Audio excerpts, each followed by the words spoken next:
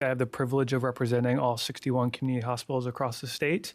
And for this conversation, we want to be in full support of House Bill 2010 and be a part of this coalition that you see that's on OLIS, which represent 70 organizations.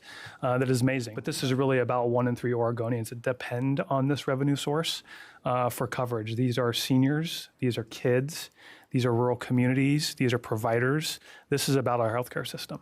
I'm happy to be in support, or here in support of Senate Bill 296 today. Just want to share a little bit about hospital discharge and then get some of the perspectives of our members. Every single day, we have at least 20 of these patients within our health system taking up beds in the hospital that don't really need to be there simply because of hurdles in place that make it impossible for us to discharge them to a more appropriate care setting. Today, we have 25 patients in this situation. We assess all these recommendations based on feasibility, cost, and the impact on the patient and the community. We believe that the recommendations from the task force before you as Senate Bill 296 will significantly enhance the discharge process, increase access, and improve outcomes for our patients. Congress created the program to stretch federal resources as far as possible to reach more patients and provide more comprehensive services to patients who use a federally qualified health center for their primary care, and for hospitals, as the chair explained, who serve a lot of Medicaid patients. I would like to share some information about how the 340B program has had a significant impact on access to care in rural communities like Astoria. The Hospital Association strongly opposes Senate Bill 1060, which creates a costly, confusing, and unnecessary price transparency framework for Oregon's resource-constrained hospitals and ultimately fails to help patients.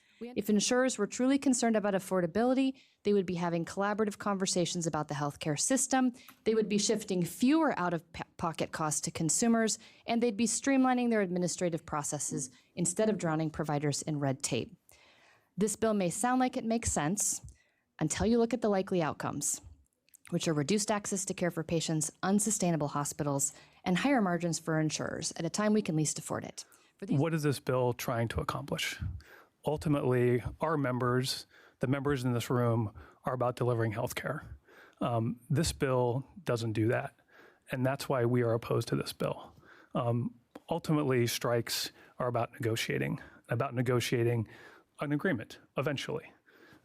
This bill doesn't get anybody closer to that. I lost a lot of sleep and really agonized because this is a very difficult situation to face. The presence of a hospital is not a given, and as we've been in front of this committee before to tell you, hospitals are at a tipping point.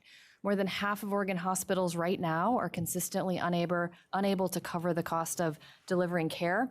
The warning signs are flashing, and the stakes are not just financial. They are human, they are local, and for Oregon, they are urgent. The looming Medicaid cuts would really threaten our ability to care for those that need us the most. Roughly 34% of Wallowa County residents rely on Medicaid.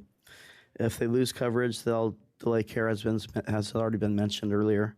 And often they're going to be very sick when they do come to the emergency room, and the outcomes are going to be more lethal than if they'd have gotten care sooner. But like other hospitals and health systems in Oregon, PeaceHealth is struggling to meet the needs of our community as we navigate the challenging environment.